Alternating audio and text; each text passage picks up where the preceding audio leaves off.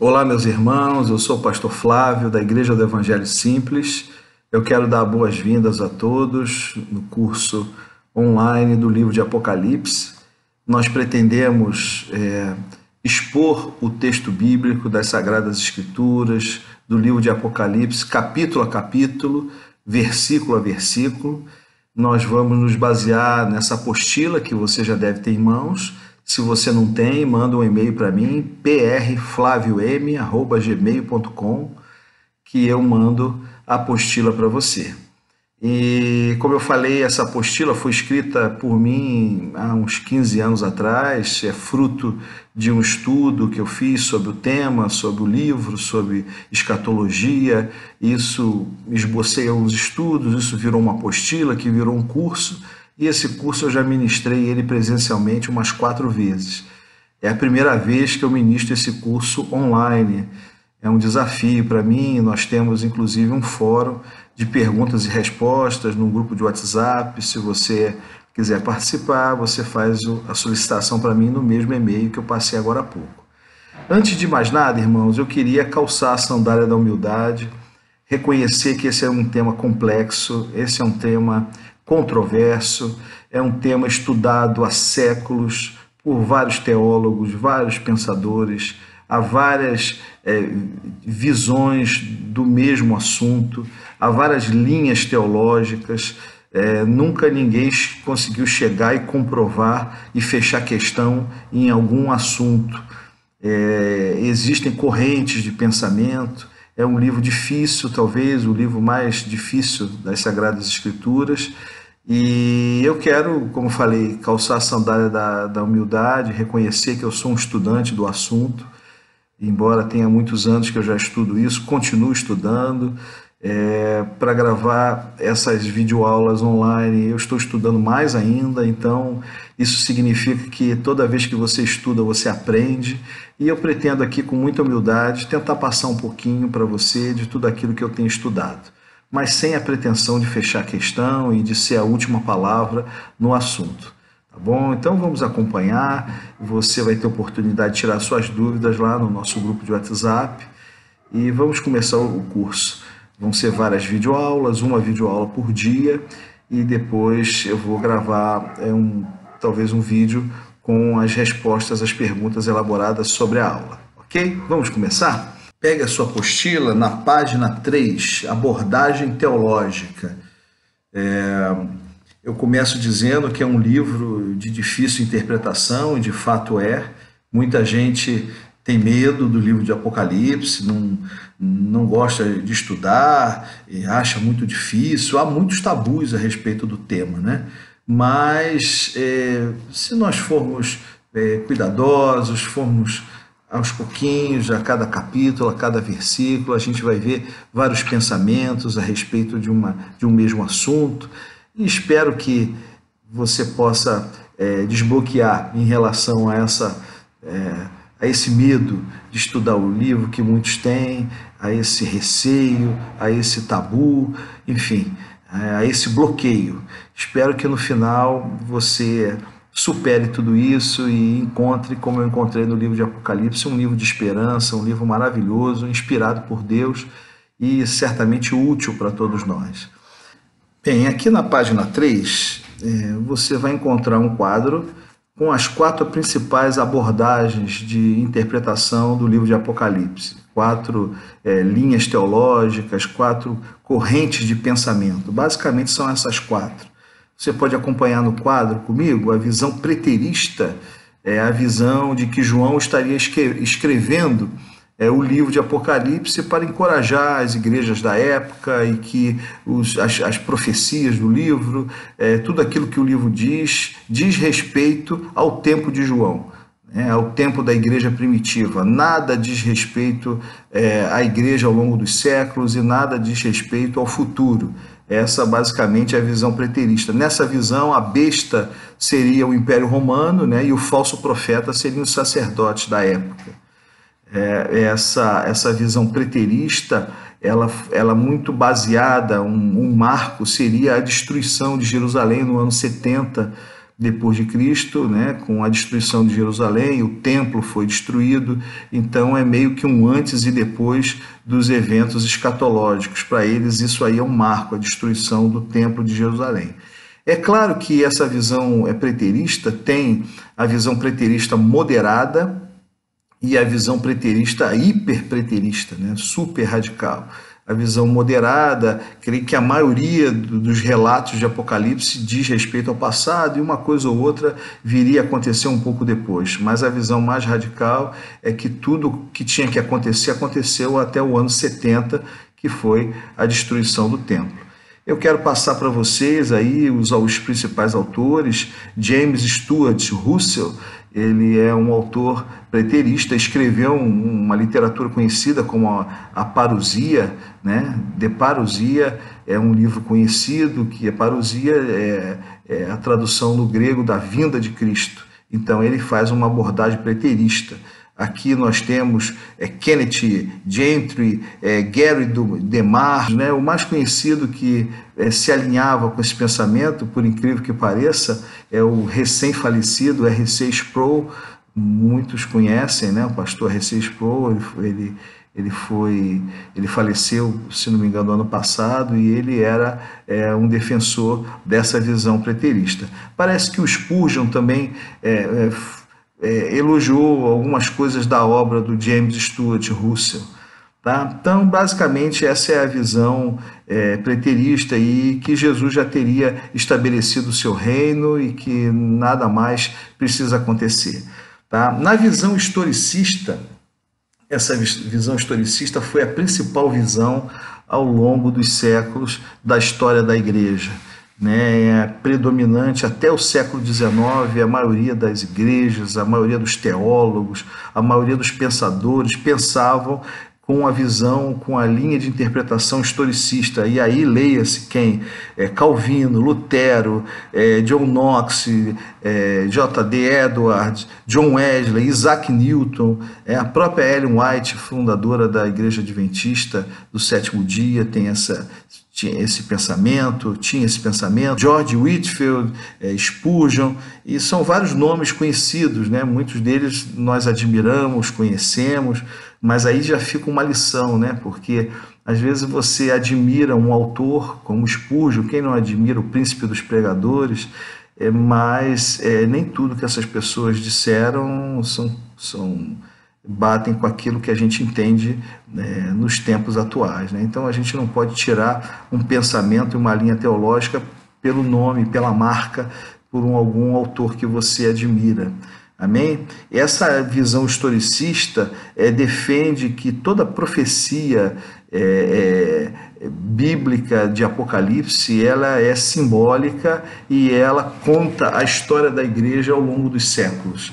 Ou seja, os relatos, as profecias, elas vão indicar a evolução da igreja ao longo da história, ao longo dos séculos. Ou seja, muitas coisas já teriam acontecido, outras coisas já estão acontecendo, e ao longo dos séculos a história da igreja é contada simbolicamente através do livro de Apocalipse. Tá? Nessa visão, a besta seria o Papa e o falso profeta seria a Igreja Católica. Né? A maioria pensa a esse respeito, principalmente os reformadores pensaram assim. Tá? Tem a visão também idealista, também chamada de visão espiritual ou visão alegórica. Essa sim, ela crê que tudo que foi escrito no livro de Apocalipse é simbólico, né? Assim como na visão historicista, né? É tudo um símbolo, mas a diferença é que na visão historicista todos esses símbolos tinham uma relação com eventos históricos. Na visão idealista, não. Essa simbologia do livro de Apocalipse tem a ver da luta entre o bem e o mal, entre Deus e o diabo, enfim, entre o bem e o mal, e não relacionado a nenhum evento histórico. Né? A única coisa, tem alguns autores da visão idealista que creem literalmente só na segunda vinda de Jesus e no juízo final. O resto seria tudo simbólico e alegórico. Tá? Eu posso citar alguns autores como Henry Alford, que é um padre conhecido, um teólogo, William Hendrickson, que é um pastor, foi um pastor, né? Richard C. Lenski, que também é um pastor, foi um pastor luterano, são os principais pensadores aí dessa visão idealista. E por fim a visão futurista, né? Que é a linha de pensamento que nós e que a maioria da igreja evangélica brasileira e no mundo hoje é a principal linha de pensamento, né? Dos teólogos atuais, é a visão futurista, né? Que todo evento apocalíptico, todo livro de Apocalipse aponta para profecias futuras.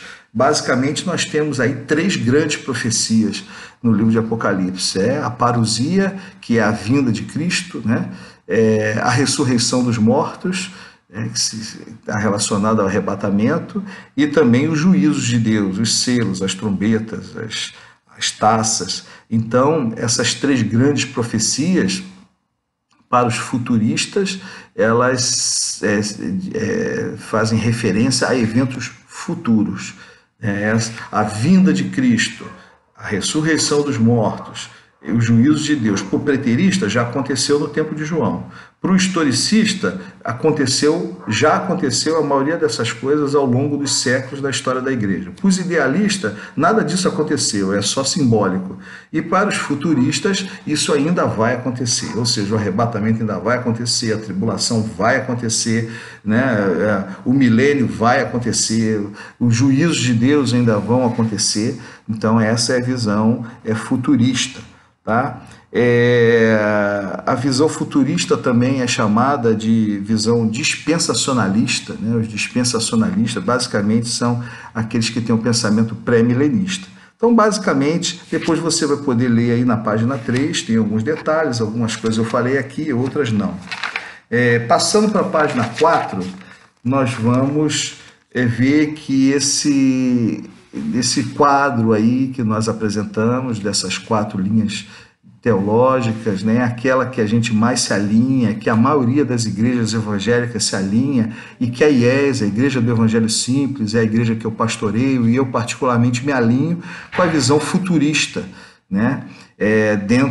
Eu não creio que esses grandes eventos, como a vinda de Cristo ficou para o passado, que Jesus já voltou, nem que isso se deu ao longo da história, nem que isso é um símbolo apenas. Eu creio em fatos que vão acontecer, relatados no livro de Apocalipse, apontados para um futuro, tá? Então, o que a gente vai fazer aqui nesse curso? Não daria para, no curso de Apocalipse, nós abordarmos capítulo a capítulo cada uma das correntes teológicas, mesmo porque cada uma dessas correntes tem outras, dentro delas tem outras divergências de pensamento. Então, nós vamos combinar uma coisa, nós vamos deixar de lado a visão preterista, nós vamos deixar de lado a visão historicista e a visão idealista, e nós vamos nos focar na visão futurista, que é a visão que a maioria dos evangélicos, especialmente os evangélicos pentecostais, creem. Tá bom? Então, depois, se você se interessar em conhecer mais da visão historicista, preterista, idealista, você tem aí uma vasta literatura que você pode estudar a respeito disso. Tá bom? Então, nós vamos fechar o ensino em cima da visão futurista, e dentro da visão futurista, para você ver como a coisa é complexa, dentro da visão futurista há várias correntes de pensamento, né? A respeito quando é que vai acontecer a parousia, quando é que Jesus vem. Uns têm o pensamento pré-milenista histórico, né? São aqueles futuristas não dispensacionalistas, né? Eles creem que Jesus ele virá antes do milênio, mas que a igreja vai passar pelo arrebatamento. Temos os pré-milenistas dispensacionalistas, que é aqueles que creem que Jesus vem antes do milênio, mas que há uma dispensação da graça, o tempo dos gentios, e o tempo da igreja vai terminar no arrebatamento, e que o tempo da tribulação é só para os judeus. Tem o pós-milenista. Pós-milenista é aquele que pensa que Jesus vai voltar depois do milênio, que ainda vai acontecer. E tem o amilenista, ao contrário do que muitos pensam. Não, o amilenista não crê no milênio. Milenista, negação. Não é bem assim, né? O milênio é alguma coisa que está bem clara na Bíblia, e o amilenista não é que ele não creia no milênio, é que ele crê que o milênio é um símbolo de um período entre a primeira vinda de Cristo e a segunda vinda, ou seja, os pensadores mais da visão historicista têm essa linha de pensamento amilenista. Ao longo dos séculos, ao longo desses 2000 anos, isso aí seria o milênio que nós estaríamos vivendo no milênio agora.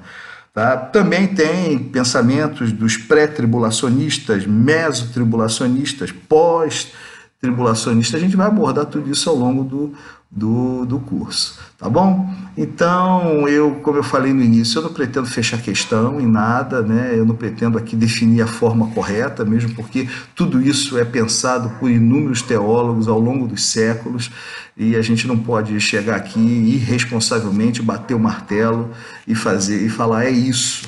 Eu não tenho essa pretensão, eu estou aqui só para expor o texto bíblico. Como a coisa é complexa e eu não posso expor tudo dentro de todas as visões, nós adotamos a visão da maioria dos evangélicos, que é a visão futurista, tá? Para poder expor o texto bíblico. Eu quero dizer que essa apostila foi elaborada na ordem que o livro de Apocalipse foi escrito, né? Capítulo a capítulo, versículo a versículo. Nós não temos aqui uma abordagem cronológica da ordem dos acontecimentos, né? Não é uma abordagem temática, nós não vamos abordar os grandes temas escatológicos, nós vamos capítulo a capítulo, versículo a versículo, sem se preocupar muito na ordem cronológica, mas sim na ordem do relato bíblico. Okay? Passando agora para a página 4, é um resumozinho, o significado da palavra Apocalipse, né? A palavra tem origem latina, significa revelação, desvendamento, descoberta. Por que origem latina? Porque a palavra latina Apocalipse parece mais com a palavra em português, mas na verdade tanto o latim como o português tem uma origem mais básica no grego, né? O grego tem a composição de duas palavras, apo, que significa tirado de, e kaluna, que significa véu. Então, no original grego, que o Novo Testamento foi escrito em grego, é como se você estivesse tirando do véu, você estivesse descobrindo, desvendando, né? Então, o livro de Apocalipse vem dessa origem grega, que se originou no latim e chegou à palavra apocalipse, que significa revelação, desvendamento, descoberta. O autor, não há controvérsias, né? Alguns livros da Bíblia, como Hebreus, por exemplo, não se sabe o autor, mas o Apocalipse é bem claro, no capítulo 1, verso 1, está claro que foi o apóstolo João. Data aproximadamente em 95 depois de Cristo, foi o último livro do Novo Testamento a ser escrito. O local também fica claro, no capítulo 1, verso 9, fica claro que foi na ilha de Patmos. A ilha de Patmos era uma ilha ali no mar Egeu, a 80 quilômetros do litoral, e isso fica onde hoje é a Turquia. Hoje a Turquia fica onde era no tempo bíblico a Ásia Menor. Então era uma ilha semelhante a Fernando de Noronha aqui para o Brasil, né? Um pouquinho distante da costa. Assim era a ilha de Patmos em relação àquela região da Ásia Menor que é chamada de Turquia. Para quem João escreveu, bom, na visão futurista, que é aquela que a gente aborda nesse curso, ele escreveu para as igrejas da Ásia, né, os 3 primeiros capítulos, né, e depois para a igreja, os crentes em todos os tempos. Para os preteristas, não. Aquilo foi escrito só para aquele povo e isso não tem nada a ver com a gente. Essa visão é muito perigosa, porque se você relativizar assim, você pode achar que outros textos na Bíblia são para aquela época só e que não se aplicam a hoje. Então você pode achar que tudo na Bíblia é só para aquela época, então é muito difícil você entrar nessa linha de raciocínio. Abre um precedente perigoso.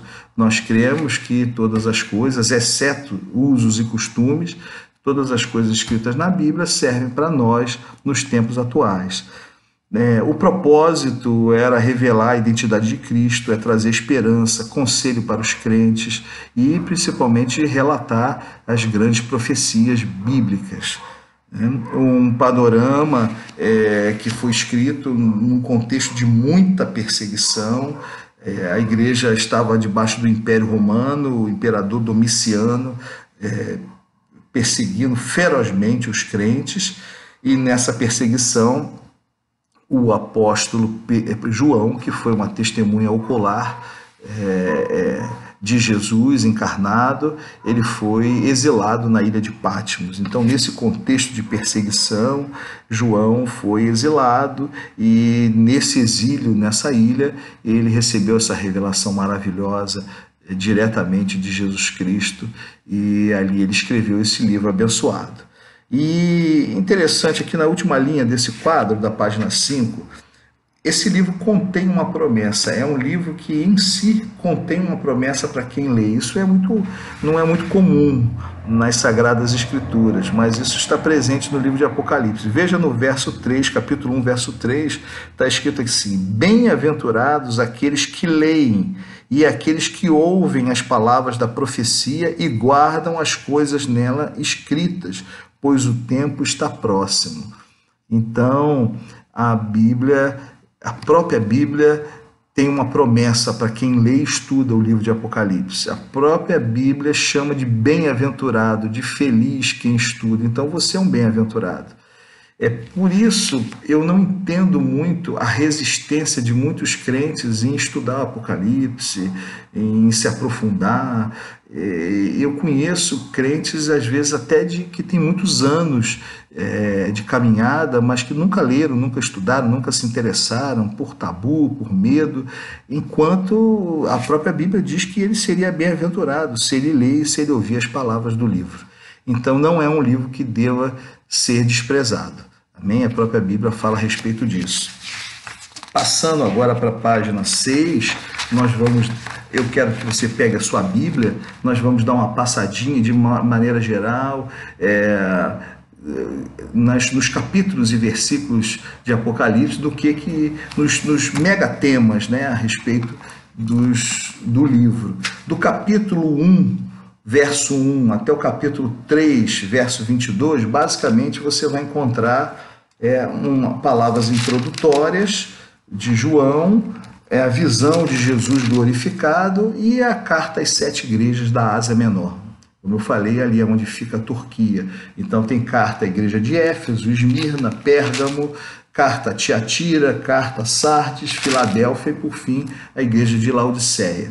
Do capítulo 4, verso 1 até o capítulo 5, 14, você vai ver uma abordagem de João a respeito de uma adoração a Deus no céu. Um relato de João da visão do trono, dos 24 anciãos. Você vai ver o livro selado, o cordeiro, e aqui há uma abordagem, uma visão do céu e do trono de Deus. No capítulo 6, verso 1, até o capítulo 8, verso 5, você vai ver basicamente a abertura dos selos. Do primeiro ao 6º selo, já começam os juízos de Deus aí nos selos. E entre o 6º e o 7º tem uma passagem parentética aí, um parêntese, e aí abre o 7º selo. Do capítulo 8, 6 ao capítulo 11, 19, tem as trombetas, começam a tocar as trombetas. Primeira, segunda, terceira, quarta, quinta, sexta. E entre a 6ª trombeta e a 7ª também tem uma passagem parentética, que é a visão dos anjos, dos 7 trovões, do livrinho, ordens para medir o santuário, as 2 testemunhas e mártires, é uma passagem parentética. E aí toca a 7ª trombeta, tá? no capítulo 11. No capítulo 12, 1 até o 14, 20, nós observamos um grande conflito, é o conflito da mulher com o dragão. Nós vamos aprender quem é essa mulher, quem é o dragão, o conflito entre Miguel e os seus anjos e o dragão. Você vai aprender sobre a besta do mar, que é o anticristo, a besta da terra, que é o falso profeta, as vozes, os ais, né, a ceifa, a vindima, tudo isso aí nessa faixa entre o capítulo 12 e 14. No capítulo 15, 1 ao capítulo 16, 21, nós vamos ver o derramamento das 7 taças ou 7 flagelos. Então, depois das 7 selos, das 7 trombetas, tem as 7 taças, os 7 flagelos. Então, do primeiro ao 7º, nós vamos ver a narração bíblica e nós vamos estudar tudo isso. Depois Entre o capítulo 17:1 e o capítulo 20:15, a conquista da vitória final. Aí você vai ver a grande meretriz, a queda da Babilônia escatológica, júbilo no céu, Jesus vencendo o anticristo, vencendo o falso profeta, Satanás preso por 1000 anos, Satanás solto depois de 1000 anos, o Satanás derrotado, o juízo de Deus. Tudo isso está relatado nessa faixa entre o capítulo 17 e o 20.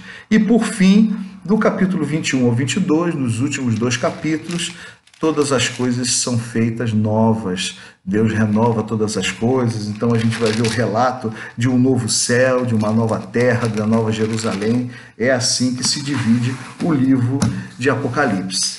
Aí, para terminar, na página 7 e 8, vocês vão ver os grandes megatemas do livro de Apocalipse. Primeiro, a soberania de Deus. É um livro que exalta a soberania de Deus o tempo todo, que Deus é soberano, que Deus tem o controle do universo, que ele controla a história na palma da sua mão, nada foge do seu controle. O livro reforça que o Deus poderoso, aquele que dá a vida eterna para os fiéis, ele é soberano. Outro mega tema é a parousia, né? A volta de Cristo. Cristo voltará, ele virá à terra. Ele já veio a primeira vez como cordeiro para se dar, para se entregar, para ser imolado. Ele é o sacrifício que nos traz a paz. Mas Jesus voltará não mais como cordeiro, mas sim como leão. Aquele que veio como cordeiro e se entregou, agora ele é o leão. Ele volta como leão, como um rei, como um conquistador. Ele volta para vencer e para reinar com os seus, com a igreja que ele comprou com alto preço. Outro megatema é o fiel povo de Deus. João escreveu para encorajar a igreja em todos os tempos e mostrar que todo aquele que é fiel e permanecer até o fim vai receber a coroa da vida. Fiel apesar das tribulações, fiel apesar das lutas, fiel apesar das dores, fiel apesar das perseguições.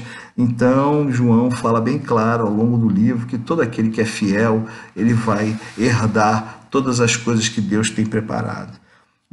O quarto megatema importante são os juízos de Deus, e quando a gente fala em juízo, a gente está entendendo que são os 7 selos, as 7 trombetas e as 7 taças ou flagelos. São os juízos de Deus. Muitas coisas a gente passa hoje em dia e nós achamos, poxa, isso é juízo de Deus, mas se você ler atentamente a Bíblia, você vai ver que nada do que nós já vivemos até hoje se compara ao que vai acontecer e ao que está relatado na Bíblia. Por isso que nós não cremos muito na visão historicista e preterista, como se os juízos de Deus já tivessem acontecido, porque estudando a história, nada se compara ao que está escrito aqui dos 7 selos, das 7 trombetas, das 7 taças. O mundo nunca viu isso, por isso que nós temos a visão futurista, que essas coisas são coisas que ainda vão acontecer. Tá? E por fim, o último megatema é a esperança, claro, a esperança de novo céu, de nova terra, de um lugar que não vai haver choro, não vai haver lágrima, sofrimento, dor. É um livro de esperança, né? Muita gente vê o Apocalipse como um livro que assusta, um livro de terror, que, sim, de fato relata os juízos de Deus, mas é um livro basicamente que termina com uma mensagem de esperança, a nova Jerusalém. Vai haver um tempo em que Deus vai preparar para a gente um lugar perfeito e vai restaurar aquilo tudo que havia no Éden e que o homem abriu mão por causa do pecado. Esse livro de esperança nos traz paz, nos traz segurança, e ele é um livro que também aborda a ressurreição dos mortos, né, que nós vamos ganhar um corpo glorioso, que nós vamos reinar com Deus, nós vamos estar desfrutando da glória de Deus por toda a eternidade. Portanto, é um livro de esperança também. Irmãos, hoje, o objetivo da aula de hoje foi apenas introdutória, introdução ao livro. Eu tinha que abordar essas visões, basicamente o mais importante da aula de hoje, essas 4 correntes teológicas, a visão historicista, preterista, idealista e futurista. Isso é importante se entender. como se divide o livro. Então, basicamente, hoje foi uma aula de introdução. Nós vamos entrar mesmo no capítulo 1 a partir de amanhã. Espero que você tenha gostado e a partir de agora você pode ir lá no grupo de WhatsApp fazer as suas perguntas. Você tem até às 15 horas de amanhã para elaborar no grupo de WhatsApp as suas perguntas. Eu vou reunir todas as perguntas e eu vou tentar responder gravando um outro vídeo, ok? Não esqueça de se inscrever no canal, não esqueça de dar um like se você gostou, isso é importante para reforçar o canal e melhorar a qualidade da transmissão. Ativa o sininho com as notificações, tudo que for publicado você vai receber e convide um amigo para estar assistindo o curso de Apocalipse. Compartilha essa videoaula à vontade, tá bom? Deus abençoe a sua vida.